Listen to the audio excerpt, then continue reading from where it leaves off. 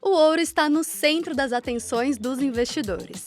Mas o que está por trás desse movimento? E qual é o papel do ouro na construção de uma carteira de investimentos?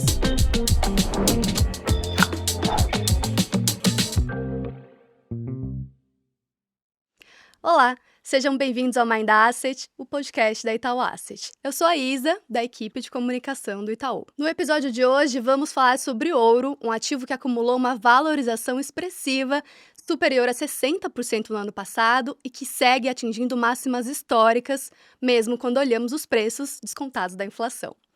Esse movimento tem levado muitos investidores a buscarem pelas variáveis que influenciam o preço do ouro e o que podemos extrair para os seus investimentos. Para essa conversa, recebemos o Vitor Camacho, estrategista de investimentos do Itaú, e Kaique Cardoso, especialista de ETFs da Itaú Asset. Juntos, discutiremos os fatores dessa valorização e como esse ativo pode compor a construção de portfólios resilientes.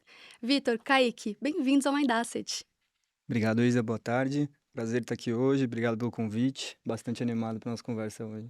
Obrigado, Isa. Obrigado, Vitor. Estou animado aqui para mais um papo, dessa vez sobre ouro.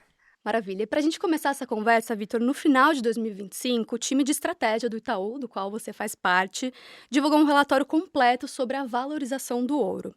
Então, eu queria começar aqui esse nosso papo falando sobre isso. De tempos em tempos, a gente vê ciclos como esse acontecendo. O que explica esse comportamento e também o que diferencia esse ciclo dos anteriores? Certo.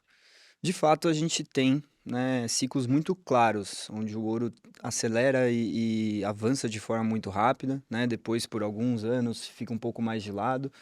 E aí a gente tentou ir para a academia, né? Entender, através dos estudos, quais são as variáveis que podem afetar o ouro.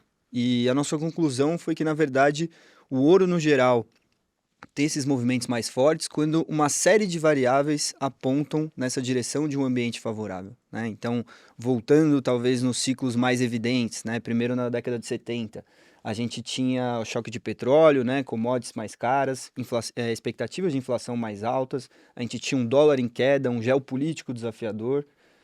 Quando a gente vai depois para o início dos anos 2000, novamente um ciclo de commodities, novamente a gente tem o dólar em queda, a gente tem também um idiosincrático nesse ciclo com a criação do primeiro ETF de ouro, né? Então a gente tem a expansão, né? A facilitação do acesso para fins de investimento, e agora, indo para a década de 2020, a gente tem novamente, né, um geopolítico um pouco mais desafiador ao redor do mundo. A gente tem, mais recentemente, né, o dólar caindo. A gente tem visto a inflação, né, e as expectativas no nível um pouco mais alto do que de costume.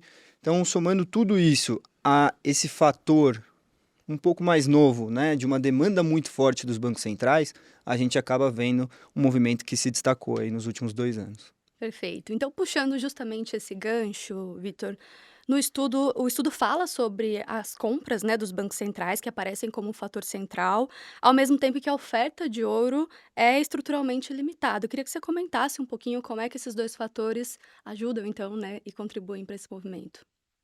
Quando a gente pensa em commodities, muitas delas têm uma oferta um pouco mais variável, né? Um pouco mais elástica, ou seja, quando o preço sobe, a gente acaba vendo um aumento de produção para tentar se beneficiar desse movimento, né? No ouro não é o caso, né? A gente tem 75% da demanda bem inelástica, né? Que ela vem da parte de mineração. E, assim, se a gente pegar desde o encontro de uma jazida, obter as permissões, financiamento, construção de infraestrutura, né, tudo isso pode ser um ciclo de uma década. Então, a gente acaba vendo, mesmo nesse momento de alta, a oferta continua basicamente no mesmo nível. 25% relacionado ali à reciclagem, essa sim aumenta um pouco, mas ainda assim é limitado quando comparado a outras commodities, né? Então, se a gente pega um momento de demanda muito forte, como foi, né, nos últimos anos, com uma oferta basicamente estática, a gente acaba vendo o preço, né, subindo muito rápido. E acho que os bancos centrais, eles entram nessa equação para trazer exatamente essa demanda mais sustentada, né? E também um ritmo muito resiliente. Se a gente voltar um pouco no tempo, quando a gente tem a invasão da Rússia à Ucrânia, né, e o posterior congelamento das reservas russas, a gente acaba vendo uma maior preocupação especialmente países emergentes, com essa concentração das reservas em dólar, né? E uma eventual vulnerabilidade que acaba tendo. Então, se a gente acumular as compras nos últimos anos, os líderes são China, são Turquia, Índia, né? Então a gente vê os bancos centrais numa compra sempre muito resiliente, né, com aparentemente menos sensíveis a preço, né, e tentando aumentar essa participação. Então, a gente tem basicamente uma oferta limitada, né, e uma demanda muito resiliente, tão resiliente que dá quase para dizer que ela seca um pouco mais ainda a oferta, né, porque os bancos centrais estão lá sempre no mesmo ritmo, trimestre após trimestre. Maravilha. E agora, indo para uma visão um pouco mais de investimentos. Queria entender, Vitor e também Kaique, qual é o papel e a relevância do ouro em um portfólio diversificado? Bacana, eu acho essa pergunta super importante, né? Porque quando a gente remonta ao papel do ouro, principalmente no mercado financeiro, ele foi um papel que começou mesmo com uma moeda de troca, né? E ao longo do tempo foi se estabelecendo como uma reserva de valor. Então, hoje, quando a gente pensa o principal ponto para investir em ouro, ele muito provavelmente vai cair ali numa proteção contra a inflação, proteção, né, dos recursos como a reserva de valor. A gente percebe que ao longo do tempo ele até teve um papel mais importante do que a própria inflação. Se a gente olha as 2 últimas décadas aqui no Brasil, onde a gente teve uma média ali de inflação de 6% ao ano, o ouro, sozinho, sem exposição cambial ou sem nenhum outro fator, né, que incremente essa performance, teve uma performance ali de cerca de 10% ao ano. Né? Obviamente com altos e baixos, mas sempre numa dinâmica até mais poderosa do que a própria inflação, pelo menos quando a gente mede a inflação brasileira, o que na média já é uma inflação maior do que boa parte do mundo. Mas o papel central dele seria, né, no lugar de proteção. Mas quando a gente olha ele em composição de portfólio, ele traz outros fatores que são importantes, até como proteção em momentos de aversão a risco, uma baixa correlação com outros ativos, então ajudando a você a manter um portfólio equilibrado, diversificado. Então eu enxergo muito o ouro com um papel super completo em diversas frentes, quando a gente pensa em composição de carteira. Acho que eu iria na mesma linha. Acho que a resposta simples seria na direção da diversificação. Ainda que não seja tão direta essa relação, né? A correlação do ouro com outros ativos, ela acaba variando a depender ali do regime, de como a gente tem as variáveis macro se comportando. Mas, basicamente, né, no nosso time que a gente faz a recomendação das alocações, a gente tende, no geral, a recomendar entre uma faixa ali de 2% a 5%, a depender sempre do nível do cliente, mas a gente acha que esse nível de alocação traz os benefícios da diversificação sem aumentar muito o risco da carteira, né? Então, momentaneamente, de forma tática, muitas vezes a gente acaba elevando esse valor, né, se novamente o regime for favorável, mas estruturalmente, num prazo um pouco mais longo, a gente acaba ficando entre esses 2% e 5%. Vitor, aproveitando esse gancho que você falou de alocação, nós abrimos no nosso Instagram uma caixinha de perguntas, então para interagir ali com o nosso público. E a gente recebeu uma pergunta do Nilo. Ele diz o seguinte: qual cenário econômico é mais propício para estar exposto ao ouro? Perfeito. Acho que tentando fazer o gancho com a questão dos regimes que eu mencionei, se a gente for dividir olhando mais para crescimento e inflação, no geral, o melhor período para o ouro é quando a gente tem um crescimento baixo e uma inflação mais alta, por consequência, a gente tem juros reais mais baixos, né? Isso é importante lembrar, o ouro é um ativo que não tem yield, não tem uma taxa sendo paga, né? Então, inclusive, nesses momentos, você tem um custo de oportunidade menor de estar carregando esse ouro, né? E aí acaba sendo, no geral, momentos onde a gente tem o ouro performando melhor. Mas ainda assim a gente tem diversas exceções, né? A gente pode ter um choque, a gente pode ter um evento geopolítico. Então, no geral, eu diria que seria esse regime de baixo crescimento, inflação um pouco mais alta, mas sempre suscetível, né, a surpresas. E até por isso que a gente recomenda ter na carteira de forma mais estrutural, né, no longo prazo, porque a gente nunca sabe quando esses choques, esses eventos inesperados podem aparecer.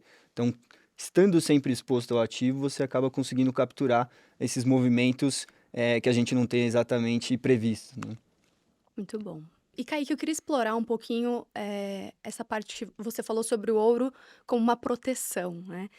Em que momentos ele se torna ainda mais relevante para a carteira? Como é que a gente pode ter esse termômetro?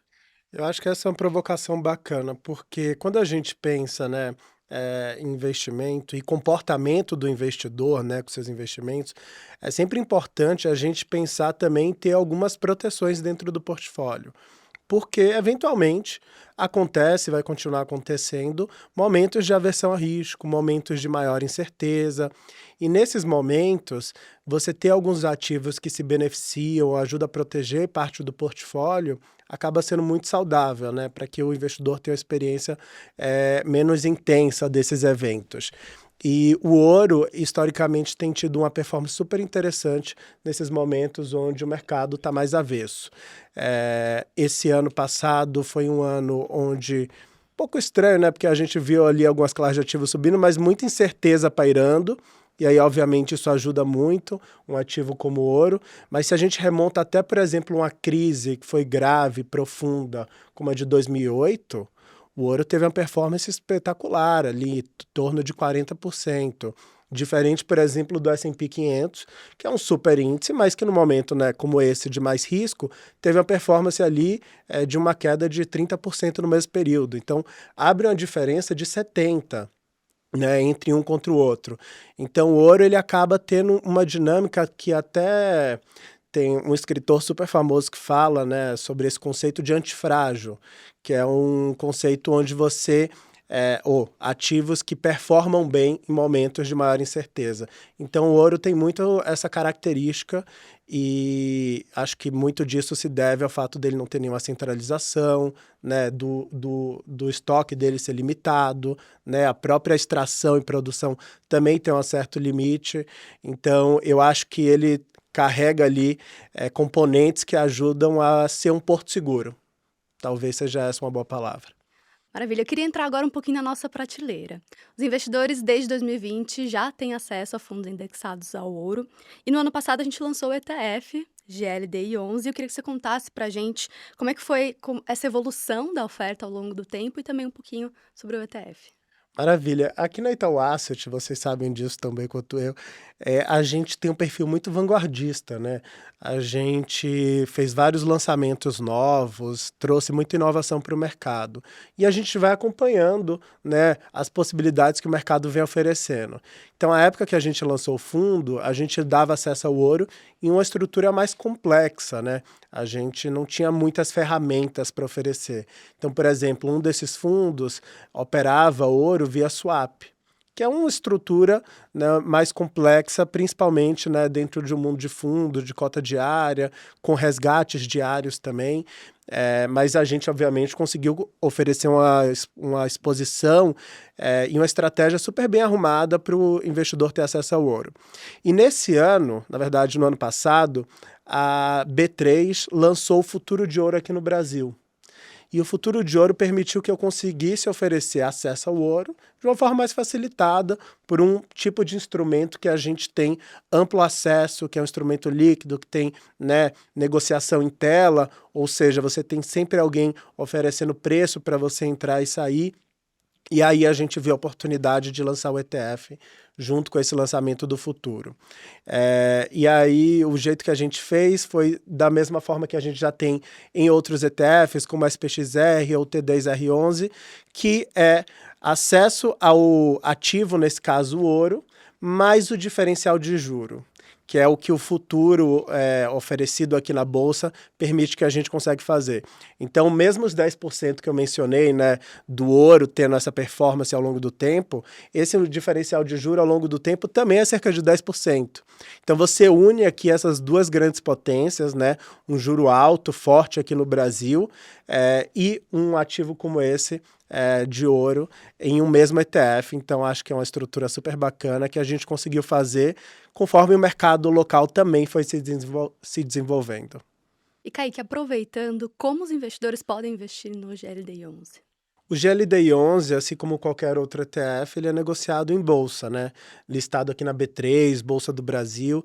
Então, a experiência de negociação é a mesma de uma ação ou de um outro ETF, né? Já comum à maioria dos investidores. Sem contar que a gente conta também com o formador de mercado, que oferece preço para quem quer comprar ou vender, e isso obviamente facilita muito ali você ter um ativo cada vez mais líquido e com negociações diárias. Bom, e por fim, Kaique e Vitor, considerando o que a gente conversou aqui hoje, né, sobre ouro, sobre o cenário macro e também o papel dele em uma carteira de investimentos, quais são os principais cuidados que o investidor precisa ter hoje ao se posicionar em ouro? Maravilha, eu acho que é uma pergunta pertinente, né? Porque a gente tem que ter uma expectativa super alinhada. Ele é um ativo que teve uma performance super boa, se a gente olha as últimas décadas, como eu disse, 10% ao ano. Então pode até deixar a gente mais tentado a ter uma alocação mais agressiva. Mas eu acho que é importante a gente entender o nível de risco que a gente vai colocar, então dimensionar quanto do portfólio é importante ter nessa classe, e também adequar ao seu perfil de risco, né? Então, se você é um investidor mais conservador ou mais agressivo, isso tende também a ter uma importância maior ou menor do ouro dentro da sua carteira. Perfeito. Vitor? Concordo. E acho que a essa altura, depois de uma valorização tão expressiva, eu diria também um pouco da gestão de expectativa de retornos, né? Depois de ter subido aí mais 60%, um investidor que de repente já chegou um pouco mais no fim desse movimento, né? Pode se surpreender de repente com alguma correção ou que seja um ritmo mais lento de alta, né? Acho que da nossa análise, né, a gente acredita que os fatores que estavam presentes nesse ambiente favorável ao ouro, eles ainda estão em vigor. Mas depois de uma alta tão expressiva, né, a gente pode ver alguns agentes um pouco mais sensíveis a preço reagindo, realizando lucro, né? Então esse movimento não necessariamente vai ser tão forte, não necessariamente vai ter tão pouca volatilidade como foi no ano passado. Então são alguns dos tópicos que é importante, né, o investidor analisar antes de entrar. Foco no longo prazo, né, Vitor? Exatamente. Maravilha. Kaique, Vitor, obrigada pela participação aqui no Mind Asset e também por essa verdadeira aula sobre o ouro. Obrigado pelo convite, adorei participar e sempre disponível. Obrigada. Obrigado, Isa. Obrigado, Vitor. Adorei o papo. Para você que nos ouve, fica aqui o nosso convite para seguir o Mind Asset na sua plataforma de áudio favorita. E para mais informações sobre o GLDI 11 e sobre o relatório que citamos aqui sobre ouro, acesse os links na descrição. Se gostou desse episódio, compartilhe com quem também se interessa por investimentos. Até o próximo Mind Asset.